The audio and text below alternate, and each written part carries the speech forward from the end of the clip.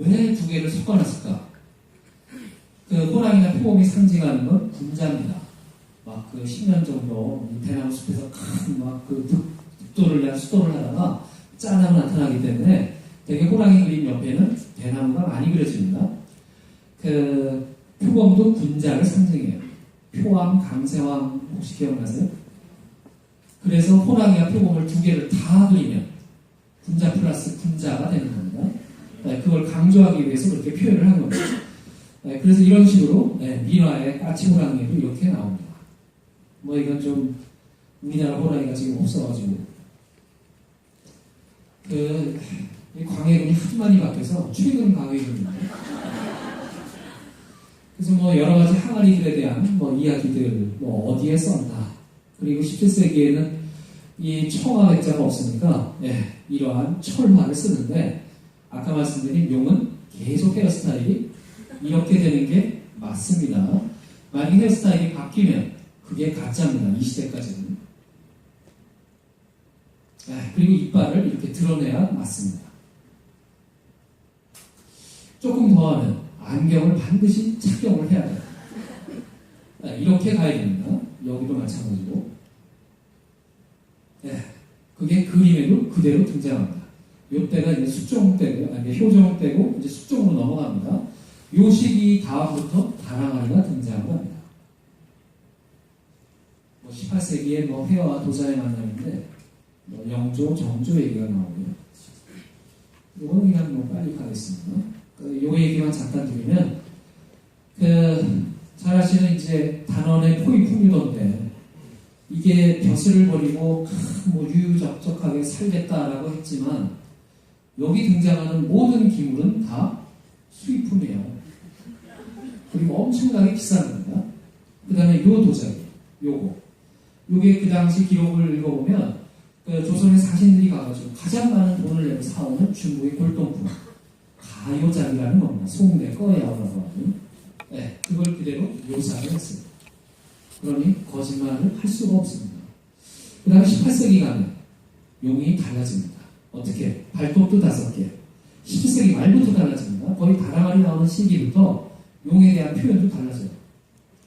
그리고 또 하나는 안경이 저런 식의 밴드 안경이 생기고 헤어스타일도 바뀝니다. 이런 식으로 바뀝니다. 봉황도 마찬가지고요. 그 다음에 이제 뭐 민간의 그 왕실용 도자기 공장에서 운영이 잘 안 되니까 10칸 중에 1칸 정도는 민간에 내가 파는 걸 허락을 합니다. 안 그러면 장인들이 뭐 굶어 죽겠다고 뭐라고 하니까. 그 중에서 가장 많이 그려진 게 뭐냐? 소상 8경입니다. 동정호의 8가지 주변 경치입니다. 이게 도자기에 등장하는 겁니다. 이런 식으로. 이게 뭐 경제 그림입니다. 그 다음에 리움에도 작품이 있고, 이거 한 작품씩 그린 것도 있습니다. 저희가 잘 아는 십장생인데, 십장생의 의미는 되게 정조 이후에 나옵니다. 그 전에는 십장생이라고 부른 적도 없고 개념이 없습니다. 그냥 장생이지. 그 10가지를 모은 거는, 그룹핑을 한 거는 되게 그 이후에 등장합니다. 이게 단원 소나무하고 상당히 비슷하다고 해서 혹시 뭐 단원이 그리지 않았을까. 아까 말씀드린 호랑이와 표범이 섞인 겁니다. 까치가 계속 놀려대고, 하도 놀리니까 얘는 이제 눈이 막 돌아가는 거예요. 그래서 일본에 있는 민화들을 자세히 보면 이 사람들이 왜 가지고 갔나를 잘 보면 알 수가 있습니다. 이거 이제 호림이 자랑하는 뭐 청아 연적이고요. 그 다음에 이제 오사카에 있는 겁니다. 그 다음에 19세기는 어떻게 보면 이런 박쥐를 비롯한 길상은 천화입니다. 박쥐는 뭘 상징하겠습니까? 다산. 여기 답이 있잖아요. 복을 상징합니다. 왜? 그 박쥐는 중국어로 비엔푸라고 발음하는데, 그 푸의 발음이 복의 푸하고 발음이 같기 때문에 중국 사람들한테는 복을 상징합니다. 그 다음에 뭐 이런 중용문 고사도 이 시기에 많이 나옵니다. 한때 재수하고 로고였는데, 이런 뭐 불수감도 그렇고 19세기 가면 용도 달라집니다. 여기 이중으로 된 연속이거든요. 투각. 이거 어떻게 만들면 되겠습니까? 요거 다음에 이제 다랑으로 갑니다.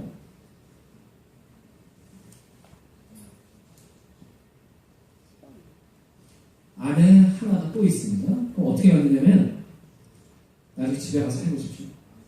속에 있는 거하고 겉에 있는 거 두 개를 1번 따로따로 만든다. 그렇게 만들어야 됩니다. 우선은. 그 다음에 두 번째 스텝은 그 겉에 있는 애를 반을 자릅니다. 3번 속에 있는 애를 겉에 있는 애 속에다 집어넣습니다. 4번 나머지 반쪽을 씌웁니다. 5번 그 다음부터 조각을 시작합니다.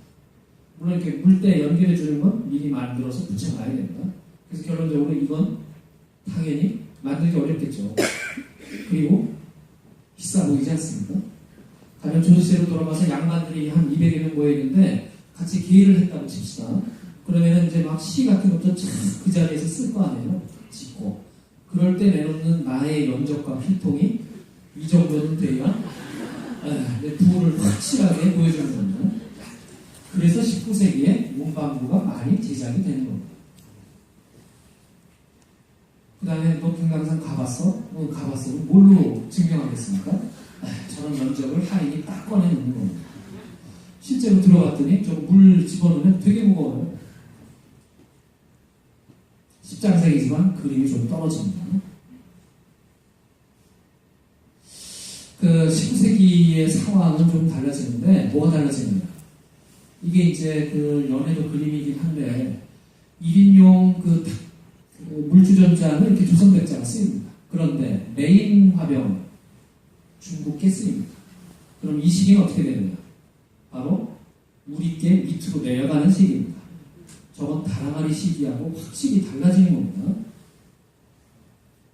뭐 그렇게 해서 이제 나중에 민영화가 되고 뭐 이제 식민지가 되고 요게 저입니다. 그래서 뭐 저희 이제 학부형이시기도 하고 지금 인간문화재시기도 합니다. 김정옥 선생님.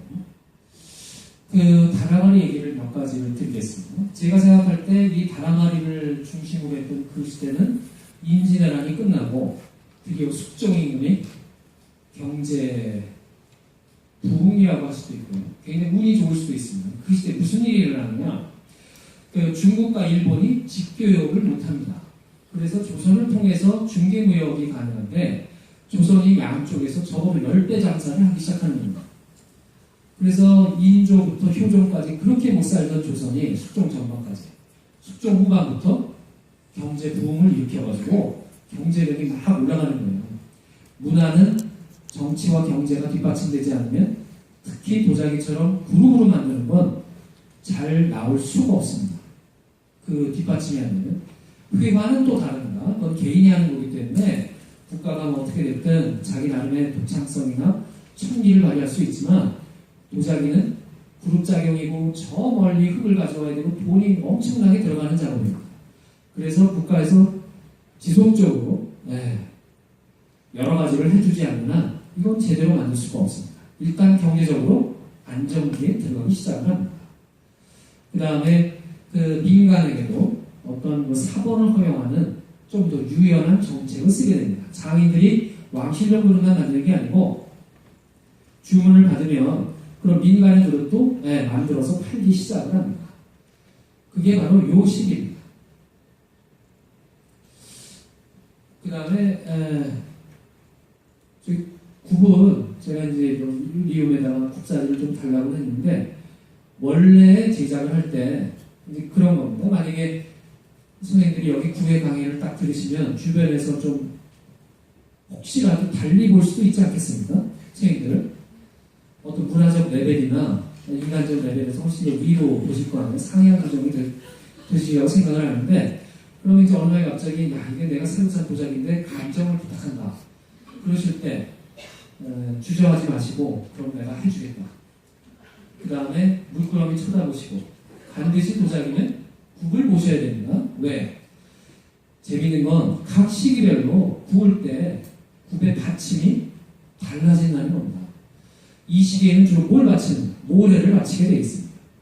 그 다음에 굵은 모래냐 가는 모래, 주로 가는 모래를 많이 받칩니다. 그래서 그걸 보기 위해서 뒤집어가지고 적어도 1분 이상을 보십시오. 그 다음에 원래 감정을 할 때는 가짜는 절대 가짜라고 말을 안 합니다. 괜히 했다가 소송을 만들 필요는 없잖아요. 잘 모르겠다거나 이게 상당히 연구를 요구하는구나. 그렇게 얘기를 하시면 됩니다. 근데 이제 이 항아리의 경우에는 뭐 여러 가지 뭐 이런 것들이 묻어 있는데 그거는 아마도 이 항아리 아까 얘기드린 것처럼 유약 속으로 뭔가 스며들어서 이런 작용을 한 것 같습니다. 그런데 왜 하필이면 이 시기에 이런 것을 제작을 했을까? 이전까지 조선시대의 항아리들의 형태는 뭐냐면 주판알이에요. 약간 납작했습니다. 그러다 걔가 점점 올라와가지고 동그래진 거예요. 이 시기에. 그 다음에 19세기 후반, 18세기 후반부터는 다랑아리가 없어집니다. 형태가 바뀌어요. 취향이 바뀌니까. 그러면서 고구마 같은 항아리들이 생겨요. 그럼 언제부터 나오느냐? 대개 숙종 중후반이라고 생각하시면 됩니다. 그러니까 17세기 후반부터 이런 것들이 나옵니다. 아무 문양이 없는 것도 있고 이렇게 철화나 청화로 기가 막히게 그림을 그려놓은 것도 있습니다. 원래 이렇게 옆에 보시면 반대의 눈은 안 보이시는 게 정상이잖아요. 초능력이 없으십니다. 보이나 안 보이나 이렇게 옆에 보시면 안 됩니다. 옆에 분은 똑바로 쳐다보시고. 그런데 여기는 용처럼 안 보이는 것까지 그림을 그리는 건 되게 이제 아동미술에서 불안하기 때문에 그리는 거거든요. 그래서 다 표현을 하는 겁니다. 그래서 이런 형태의 다랑아리에다가 철화용을 그리고 그 다음에 청화로 제작이 됩니다. 그러다 나온 게 바로 이런 겁니다. 여기 이제 금이 쫙 가있거든요. 이것도 마찬가지죠. 그래서 아마 이러한 40cm 이상의 다랑아리들이 지금 현재도 한 수십 점이 현재 남아있습니다. 그러면 저거 만약에 드리면 어디다 쓰시겠어요? 단 집이 한 100평은 되셔야 됩니다.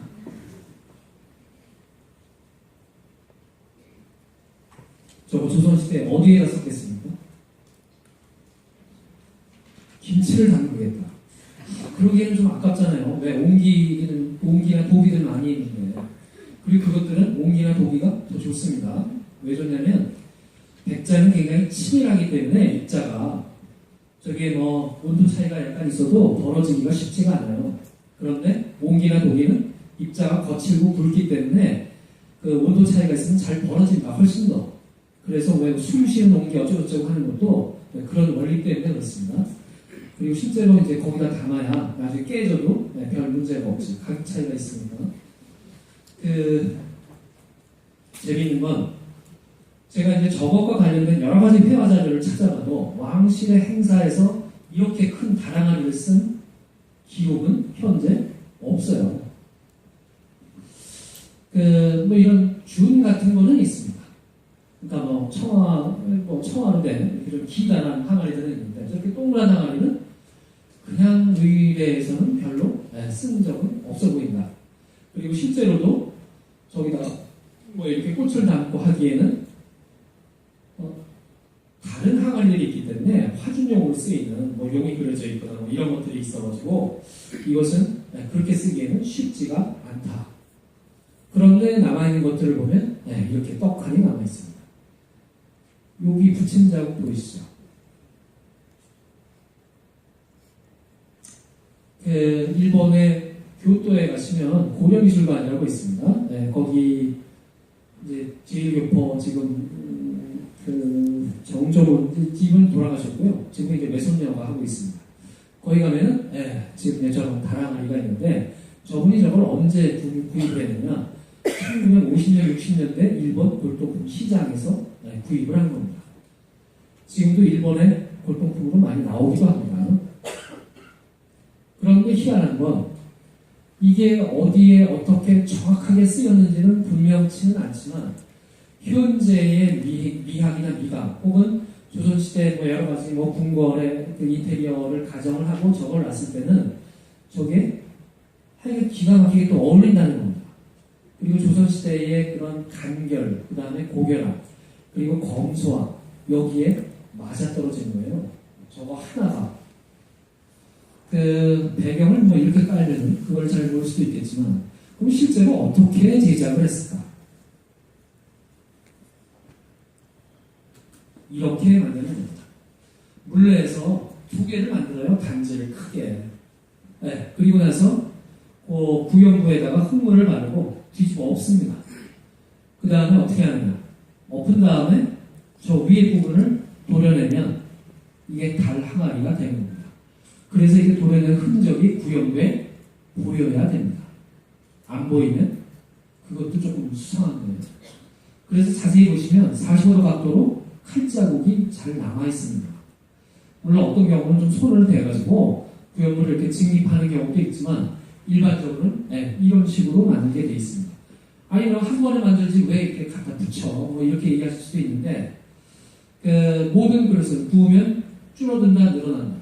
줄어든다. 예, 그럼 백자는 몇 프로 줄겠습니까? 1번 10%, 2번 20%. 10%.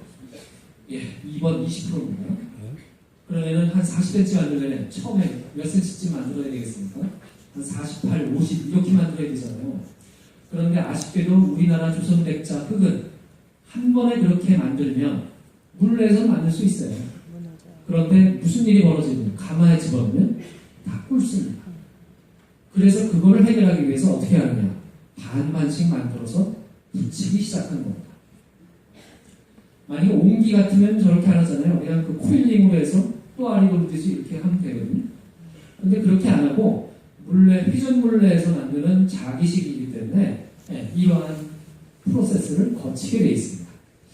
그 중국 명나라 때 송성이 지금 천공대물에 보면 거기 이건 뭐 여러 식으로 제작을 한다 이렇게 문헌이 나와 있기도 합니다. 우리 문헌에는 정확하게 어떻게 한다라고는 되어 있지는 않습니다.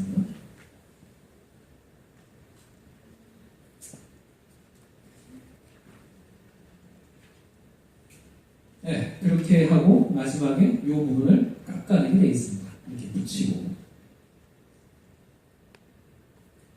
네, 실제로 이제 뭐 가서 본 장면이고요. 이건 저희 조교가 하는 겁니다. 그런데 저 다랑아리가 실제로는 제작하기가 굉장히 어렵습니다. 요즘 그 장인들한테 시켜봐도.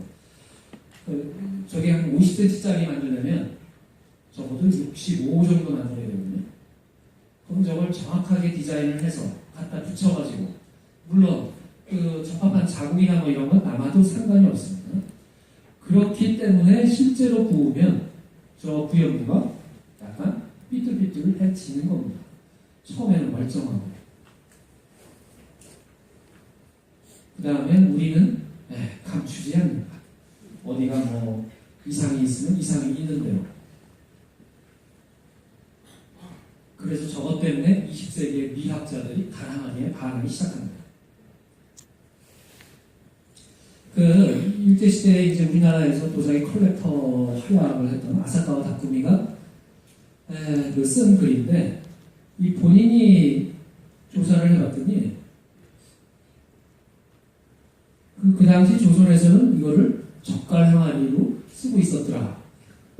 아마 실제로 그렇게 썼을 가능성도 있습니다. 그 집에 혹시 다랑아리가 있으시면 한번 써보셔도 됩니다. 뭐 간장 항아리, 뭐 젓갈 항아리 이렇게. 그래서 이렇게 됐을 수도 있습니다. 실제로. 그러면 같은 시기에 중국이나 일본은 어떤 항아리를 만들었을까? 재미있는 건 어느 나라도 동그란 다랑아리를 만든 나라가 없다는 겁니다. 그 시기에. 거의 뭐 그 여러 가지 종류의 그릇을 제작하긴 했지만 우리나라처럼 동글동글한 항아리를 딱 이때 만든 적은 없다는 겁니다. 그래서 어떻게 보면 굉장히 미학적인 새로움을 그 당시에 보여줬다. 그리고 또 하나 중국이나 일본 그 다음에 전 세계 우리나라를 제외한 모든 사람들에게 그 도자기를 선물하실 때 아무 모양이 없는 그릇을 주면 그쪽에서 어떻게 생각하겠습니까? 왜? 전 세계에서 아무 모양이 없는 그릇은 언제 사용하는가? 바로 장례 때만 쓰게 되어 있습니다. 그러니까 아무런 설명 없이 그냥 주면 우리는 평상시에 많이 쓰니까 야, 이건 얘가 나를 죽으라고 하는 거고, 내가 얘를 왜 만났을까? 뭐 별별 생각을 다 할 수 있잖아요. 그래서 그 다른 나라에서 백자라고 하는 건 기본이 청아백자입니다. 이렇게 아무 문양이 없는 백자를 백자라고 잘 부르지 않습니다. 왜? 워낙 없으니까. 그런데 우리는 역으로 대부분의 백자가 문양이 별로 없습니다. 그 문양이 없지만 그거 하나로도 여러 가지 이야기를 전해주기 때문에 미각으로 봐서 절대 중국이나 일본과는 다른 굉장히 독특한 미각을 발휘하는 걸 알 수가 있습니다. 그 다음에 또 하나는 그 시기에 이렇게 뭐 두 개를 붙여서 만든 건 중국에도 있으니까 그 다음에 우리 내부적으로 무슨 일이 있었을까를 조사를 해보니까 아까 말씀드린 것처럼 흑하고 유약이 달라져요.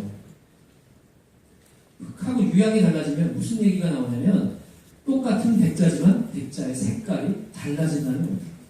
나중에 한번 전시를 가서 잘 보십시오. 15세기부터 19세기까지 조선시대 백자는 색깔이 달라집니다.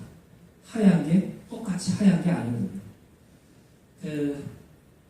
뭐 이렇게 약간 그레이 화이트가 있을 수도 있고 블루 화이트가 있을 수도 있고 뭐 여러 종류가 있는데 이 시기에 가장 조선에서 아름다운 백색이 제작이 됩니다. 그 다음에 또 하나, 이렇게 백색을 만들기 위한 가마 구조가 바뀝니다. 이걸 고고학적으로 발굴을 해봤더니 거의 숙적 무렵부터 가마가 바뀌어요. 기본적으로 이런 경사진 곳에 짓는 등묘긴 하지만 각 칸마다 벽을 칩니다. 훨씬 더 불이 잘 돌아가게 만드는 겁니다. 물론 이게 중국이나 일본하고 비교하면 시기적으로 우리가 좀 늦긴 합니다. 늦긴 하는데 우리 대내적인 어떤 자체적인 기술적인 역량을 보면 이 시기에 여러 가지가 약이 되는 거죠. 유약도 바뀌어. 그 다음에 태토도 바뀌어.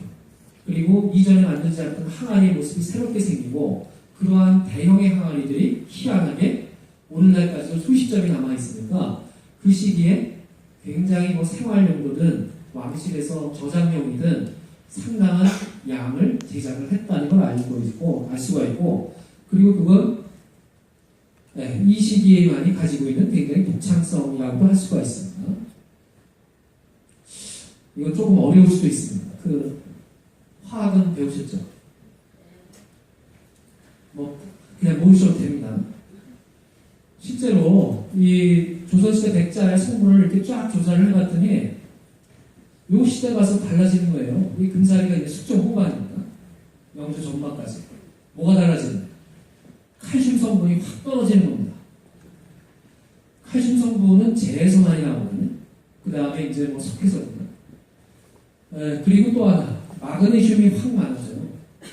그러면은 저게 많아지고 저게 달라지면 뭐가 달라지는 거냐? 저게 달라지면 뭐가 달라지면 색깔이 바뀝니다. 굽는 온도가 좀 달라져요.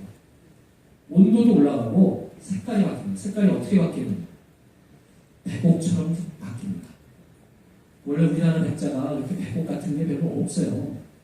그 다음에 또 설백 뭐 이런 얘기도 하는데 그래서 아마 이 시기에 이러한 성분이 바뀌는 건 많은 실험을 거쳐서 이건 어느 지방이 이러이러한 흙과 유약을 섞었더니 원료를 섞었더니 이때는 이렇게 바뀌더라. 그리고 바로 그 시기에 이러한 달 항아리가 짠하고 등장을 하는 겁니다. 그러니까 이전까지는 석회성을 주로 한 유약인데 여기에 칼 성분이 들어갔다는 건 분명히 이 조선시대의 이 시기의 사람들이 새로운 백색을 찾기 위해서 부당한 노력을 했다는 겁니다. 그리고 그게 바로 달 항아리로 표출이 된 것이고 가마의 경우는 어떻게 되느냐? 고려시대 가마는 뻥 뚫려 있거든요. 캐논식입니다. 근데 조선시대 가마는 뻥 뚫린 거에 칸이 나뉘어지고 가운데 기둥이 생깁니다. 그리고 나서 이 시기 가면 어떻게 하느냐? 기둥 위에 벽을 치게 되어 있습니다. 그리고 불꽃이 한 바퀴 돌아가지고 밑으로 빠져서 다음 칸으로, 밑으로 빠져서 다음 칸으로. 그런 식으로 바뀝니다. 왜 바뀌었냐, 누가 했냐, 그건 몰라요. 그러나 지금까지 나와 있는 여러 가지 증거 자료들을 보면 이 시기에 분명히 이러한 식으로 바뀌어 나갔다는 걸 알 수가 있는 겁니다. 그리고 이제 이러한 그 다랑아리에 대해서 현대의 예술가들이 어떻게 느꼈을까, 이 시대 이후에 그걸 잠깐 보겠습니다. 이 그림 혹시 아세요? 집에 있어요? 이거 집에 있으면 대단한 건데. 네, 그 김한기 선생의 작품입니다. 그게 오늘날에 정말 화사하고 뭐 화려하고 이 안에다가 이러한 아무것도 없는 백자다라를 딱 넣으니까 이게 정말 기가 막히게 그 다른 모든 것을 압도하는 그런 아름다움을 주는 거예요. 그리고 그건 꼭 우리만의 얘기가 아니고 실제로 여러 사람들이 그러한 이야기를 썼습니다. 그리고 이게 정말 동그라면 그런 느낌이 안 나요. 다 자세히 보시면 삐뚤삐뚤합니다. 그리고 철분이 있고 어디 터지고 이렇기 때문에 어디서 많이 본 듯한 제가 저희 애한테 아들인데 요즘 대세인 뭐 설모라고 하는 연예인이 왜 좋냐 그랬더니 그 대답은 그냥 동네 가면 비슷한 애들이 많더라. 걔하고 닮은 애가. 그러니까 뭐 이렇게 꾸밈이 없어 보인다라는 얘기를 하더라고요. 물론 이제 실제로 제가 안 봤기 때문에 나중에 한번 다시 보긴 해야 되겠지만 그래서 그 후에 이렇게 달 항아리를 여러 가지 소재로 삼은 이유가 아마도 그러지 않을까.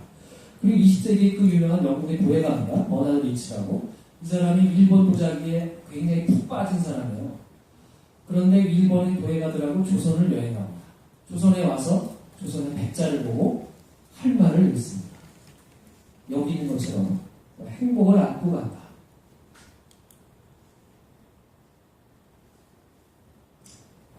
그리고 그 버나드 리치의 제자인 루시리라고 하는 지금은 이제 돌아가시면 굉장히 유명한 도예가입니다.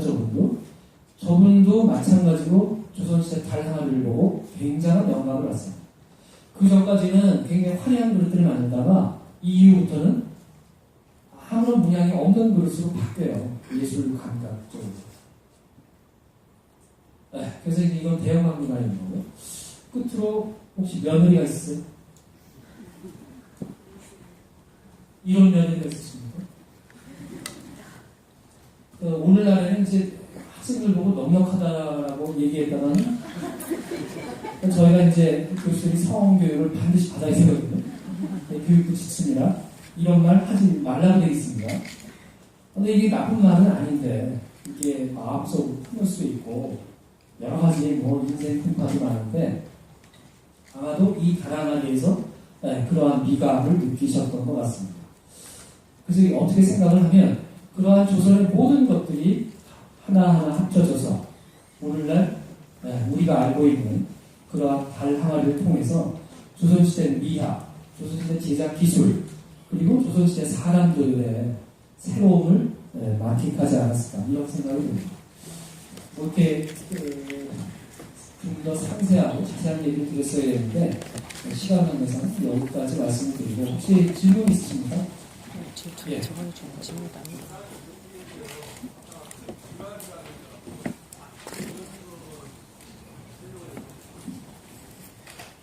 잘 안 들려가지고요. 죄송합니다. 그 마이크를 드릴게요. 불도 좀 켜주시겠습니다.